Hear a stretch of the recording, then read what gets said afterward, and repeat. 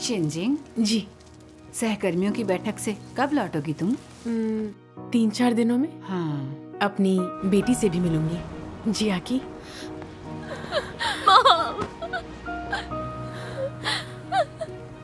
अरे गर्दन पर ये सूजन कैसी? मुझे कैंसर है। अगले महीने मेरी सर्जरी है। बड़ा लाल अजगर मेरे पीछे लगा है। मेरी बेटी बीमार है और मैं घर भी नहीं जा सकती। मैं क्या करूं?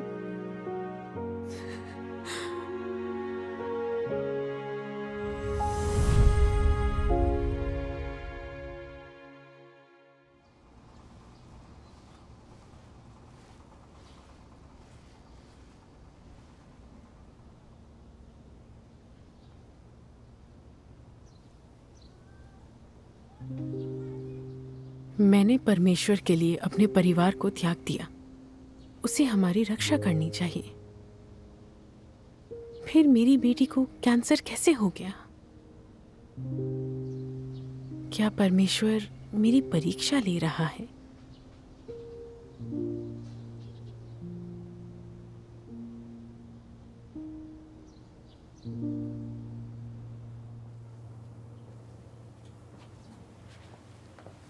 बहन लियांग, अपनी बेटी के बारे में ही सोच रही हो क्या? मुझे जियाकी की चिंता खाए जा रही है। पता नहीं परमेश्वर की क्या इच्छा है। उसे कैंसर कैसे हो सकता है? बेटी बीमार है और तुम घर नहीं जा सकती। ये बहुत ही दुखद है। मुझे परमेश्वर के इन वचनों का ख्याल आया।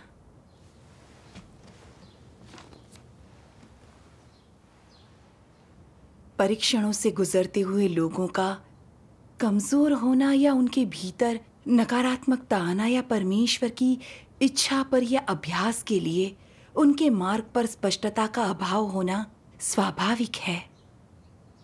परंतु हर हालत में अय्यूब की ही तरह तुम्हें परमेश्वर के कार्य पर भरोसा अवश्य होना चाहिए और परमेश्वर को नकारना नहीं चाहिए।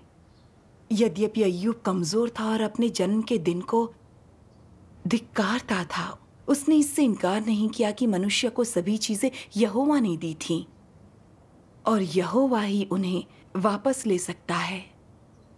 चाहे उसकी कैसी भी परीक्षा ली गई, उसने अपना विश्वास बनाए रखा।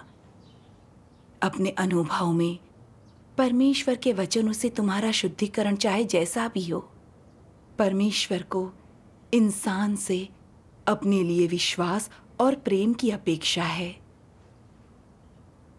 इस तरह से जिसे वो पूर्ण बनाता है वह है लोगों का विश्वास, उनका प्रेम और अभिलाषाएं। परमेश्वर पूर्णता का कार्य करता है जिसे इंसान न देख पाता है न महसूस करता है। इन परिस्थितियों में तुम्हारे विश्वास की आवश्यकता होती है। आमीन, आमीन। उसके कैंसर के बारे में सुनकर मैं पूरी टूट गई थी। मेरी आस्था अभी कच्ची है और आध्यात्मिक का छोटा है। जब हम परमेश्वर को सब सौंपते हैं तो मुश्किल घड़ी में वह हमें राह दिखाता है।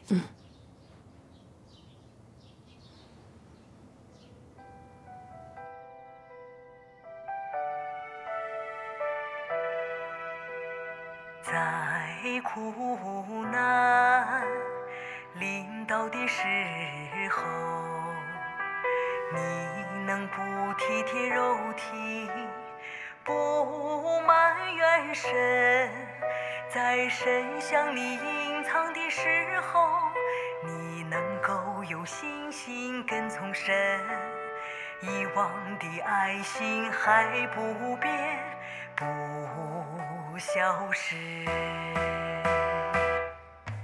无论神怎么做，你都认神摆布，宁肯咒诅自己的肉体，也不埋怨神。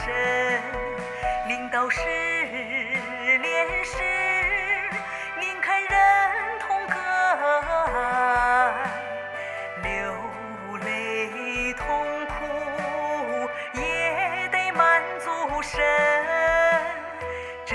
才是真实的爱，真实的信息。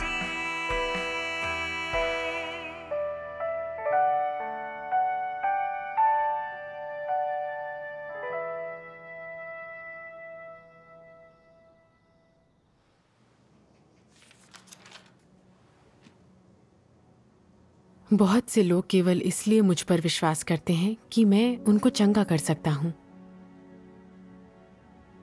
बहुत से लोग सिर्फ इसलिए मुझ पर विश्वास करते हैं कि मैं उनके शरीर से अशुद्ध आत्माओं को निकालने के लिए अपनी शक्तियों का इस्तेमाल करूंगा।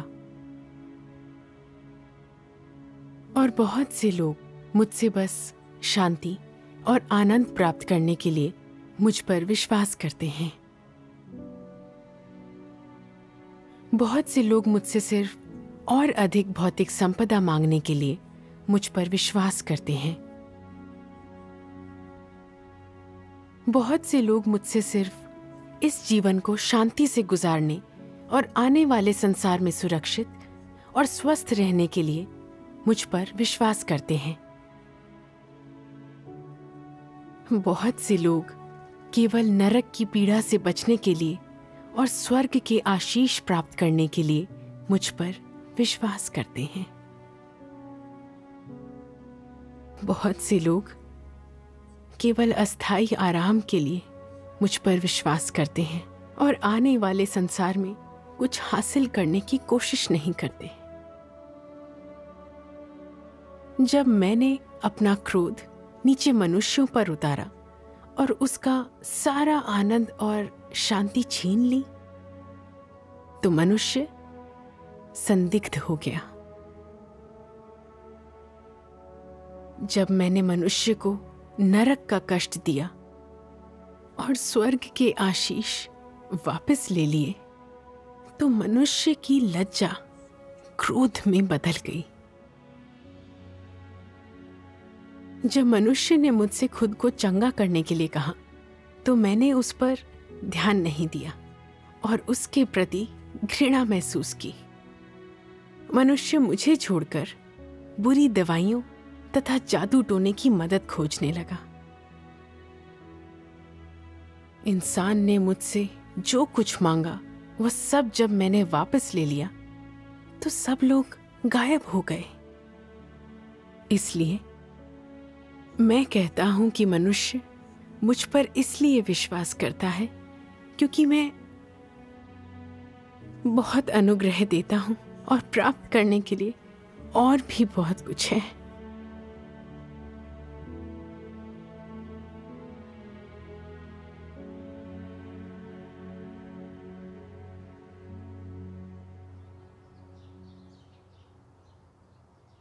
बेटी के कैंसर की सुनकर तो जैसे मुझे लकवा मार गया था। मैं कोई काम नहीं कर पाती थी। मन ही मन परमेश्वर से शिकायत करती। मैंने मुंह से ये नहीं कहा, तेरा ही काम कर रही हूं, तो तुझे तो मेरे परिवार की रक्षा करनी चाहिए। लेकिन मन में शक पैदा हो गया था, आखिर मेरी बेटी बीमार क्यों पड़ी। मुझे एहसास हुआ कि शिकायतों का मतलब है कि मैं परमेश्वर का विद्रोह कर रही थी। तो मैं समझी मेरा सारा काम और त्याग दूषित है और मैं आशीष पाने की कामना से ग्रसित थी। बेटी को कैंसर ना हुआ होता तो मुझे लगता कि मैं बहुत अच्छा कर रही हूँ।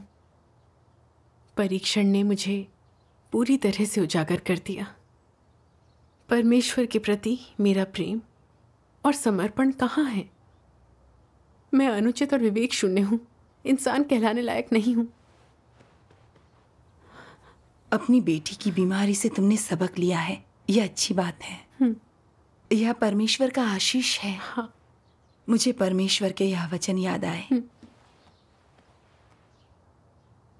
परमेश्वर में अपने विश्वास में लोग भविष्य के लिए आशीर्वाद पाने की खोज करते हैं। यह आस्था में उनका लक्ष्य होता है। सभी लोगों की यही अभिलाषा होती है, लेकिन उनकी प्रकृति के भ्रष्टाचार का हल परीक्षण के माध्यम से किया जाना चाहिए। इंसान के जो जो आयाम अशुद्ध हैं, उनका पूरी तरह से शोधन किया जाना चाहिए। यह परमेश्वर की व्यवस्था है। परमेश्वर एक वातावरण बनाकर परिष्कृत होने के लिए बाध्य करता है, जिससे तुम अपने खुद के भ्रष्टाचार को जान जाओ। अंततः तुम उस बिंदु पर पहुंच जाते हो जहां तुम मरना, इच्छाओं को छोड़ना, उसके शासन का पालन करना चाहते हो। इसलिए अगर लोगों में बरसों का शुद्धिकरण नहीं है या कष्ट नहीं सहे हैं, तो वे अपनी सोच और हृदय में दैहिक भ्रष्टाचार के बंधन से मुक्त नहीं हो पाएंगे। जिन भी पहलुओं में तुम अभी तक शैतान के बंधन में हो, जिन भी पहलुओं में अभी तक तुम्हारी इच्छाएं और अपेक्षाएं हैं, यही वह पहलू हैं जिनमें तुम्हें कष्ट उठाना होगा। केवल दुख से ही सबक सीखा जा सकता है, जिसका अर्थ है सत्य पाना और परमेश्वर की इच्छा समझ पाना। वास्तव में कई सत्यों को कष्टदायक परीक्षणों के अनुभव से समझा जाता है। कोई भी व्यक्ति आरामदायक परिवेश या अनुकूल परिस्थिति में परमेश्वर की इच्छा नहीं समझ सकता, उसकी सर्वशक्तिमत्ता और बुद्धि को पहचान या उसके धार्मिक स्वभाव को समझ नहीं सकता। यह असंभव होगा।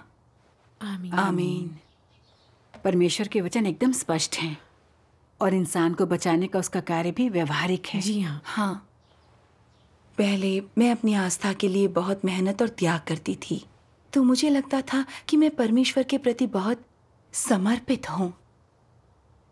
लेकिन जब बड़े लाल अजगर के कारण मुझे भागना पड़ा, तो मैं शिकायतें करने लगी। तब मुझे एहसास हुआ कि मेरे अंदर परमेश्वर के प्रति कोई भक्ति और समर्पण नहीं है। मैं सिर्फ आशीष के लिए अनुसरण करती थी, कष्ट के लिए तैयार नहीं थी। इसके पीछे भ्रष्टता और व्यर्थ की इच्छाएं थीं, और उनका शुद्धिकरण केवल न्याय और ताड़ना से ही संभव था। हाँ। अगर मैं उनसे न गुजरी होती तो कभी अपना असली आकलन न कर पाती।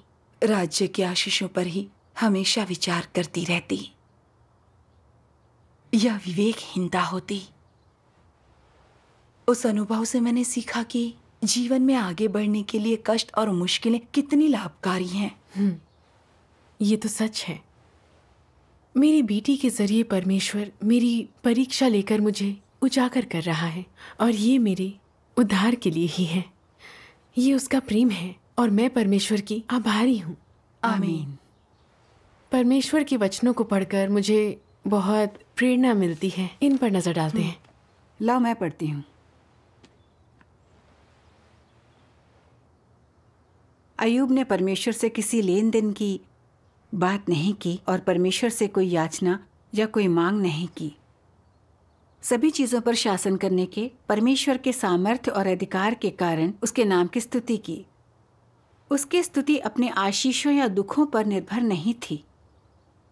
वह मानता था कि इंसान परमेश्वर से चाहे आशीष पाए या दुख, परमेश्वर के सामर्थ्य और उसका अधिकार कभी नहीं बदलेगा। और इस प्रकार व्यक्ति की परिस्थितियां चाहे जो हों, परमेश्वर के नाम की स्तुति की जानी चाहिए।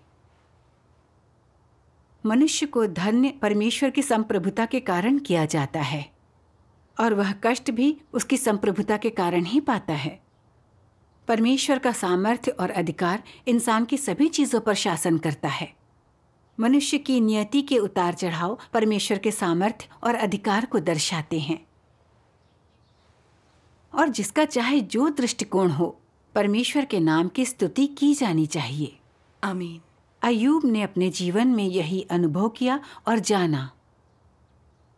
अय्यूब के सभी विचार और कार्यकलाप परमेश्वर के कानों तक पहुंचे थे और परमेश्वर के सामने आए थे और परमेश्वर द्वारा महत्वपूर्ण माने गए थे।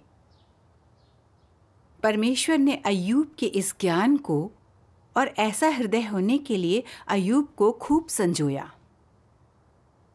इस हृदय ने हर समय हर जगह परमेश्वर के आदेश की प्रतीक्षा की और खुद पर आने वाली हर एक चीज का स्वागत भी किया।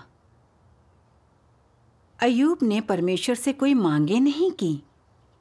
उसने स्वयं अपने से जो मांगा वह यह था कि परमेश्वर की सभी व्यवस्थाओं की प्रतीक्षा करे, स्वीकारे और आज्ञा पालन करे। अय्यूब इसे अपना कर्तव्य मानता था और यह वही था जो परमेश्वर अय्यूब से चाहता था। क्योंकि अय्यूब का हृदय शुद्ध था और परमेश्वर से छिपा हुआ नहीं था, और उसकी मानवता ईमानदार और दयालु थी। उसे न्याय और सकारात्मक चीजों से प्रेम था। केवल इस प्रकार का व्यक्ति ही ऐसे हृदय और मानवता वाला परमेश्वर के मार्ग का अनुसरण कर सकता और परमेश्वर का भय मानने और बुराई से दूर रहने में सक्षम था। ऐसा व्यक्ति उसकी संप्रभुता देख सकता था, उसका अधिकार और सामर्थ्य देख सकता था, उसकी व्यवस्थाओं के प्रति आज्ञाकारी हो सकता था। ऐसा व्यक्ति ही परमेश्वर के नाम की सच्ची स्तुति कर सकता था, क्योंकि वह जानता था कि सब कुछ परमेश्वर के हाथ में है। उसे आशीष या आपदाओं की चिंता नहीं थी। उसे पता था मनुष्य की चिंता मूर्खता, अज्ञानता, तर्कहीनता की निशानी है और सभी चीजों के ऊपर परमेश्वर की संप्रभुता के तथ्य के प्रति संदेह का और परमेश्वर का भय न मानने का संकेत है। अय्यूब का ज्ञान ठीक वही था जो परमेश्वर चाहता था। आमीन। आमीन। अय्यूब की आस्था अटूट थी। वह अच्छी तरह समझ गया था कि उसे मेहनत से जो कुछ भी मिला है वह परमेश्वर ने दिया है। इसीलिए वह कह पाया कि परमेश्वर देता है, परमेश्वर ही लेता है और प्रभु का नाम ही धन्य है। अय्यूब से तो मेरी कोई तुलना नहीं है। क्या मेरी बेटी का कैंसर परमेश्वर की अनुमति से नहीं हुआ? मुझे इस बात का अंदाजा क्यों नहीं था कि इसमें परमेश्वर की ही इच्छा निहित है। मेरी आस्था पक्की नहीं है। अब प्रार्थना और परमेश्वर के वचनों के पाठ के जरिए मैं उसकी इच्छा को समझ गई कि मेरी बेटी की नियति परमेश्वर के हाथ में है। सर्जरी चाहे जैसी भी रहे, लेकिन मैं उसकी व्यवस्थाओं का पालन करूंगी, अपना काम करूंगी और उसके प्रेम का प्रतिदान दूंगी। परमेश्वर का धन्यवाद। परमेश्वर का धन्यवाद।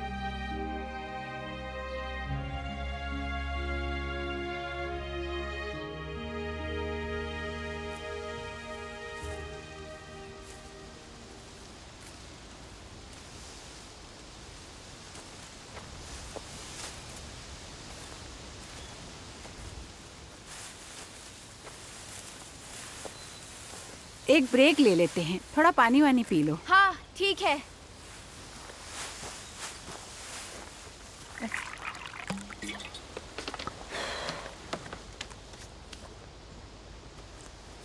तुम्हारे घर से चिट्ठी आई है, सोचा शायद जरूरी हो तो यहीं ले आई।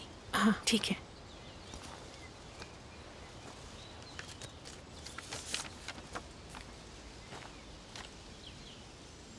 मॉम, एक खुशखबरी है। मेरी सर्जरी कामयाब हो गई। ऑपरेशन के दिन मैं डरी हुई थी। परमेश्वर से प्रार्थना करके ऑपरेशन की कामयाबी के लिए दुआ मांग रही थी कि सब ठीक ठाक हो जाए। प्रार्थना के बाद मुझे कोई डर नहीं लगा और धीरे धीरे मुझे नींद आ गई। जब आंख खुली तो ऑपरेशन हो चुका था। डॉक्टर ने कहा कि ऑपरेशन अच्छा रहा। मेरी आंखों में खुशी के आंसू आ गए। मैं जानती हूं कि परमेश्वर मेरी रक्षा कर रहा था। मैं उसकी बहुत आभारी हूं। मॉम, आप चिंता मत करना। मेरी तबीयत में तेजी से सुधार हो रहा है, इसलिए निश्चिंत रहना। बस अपने काम पर और परमेश्वर के प्रेम के प्रतिदान पर ध्यान देना।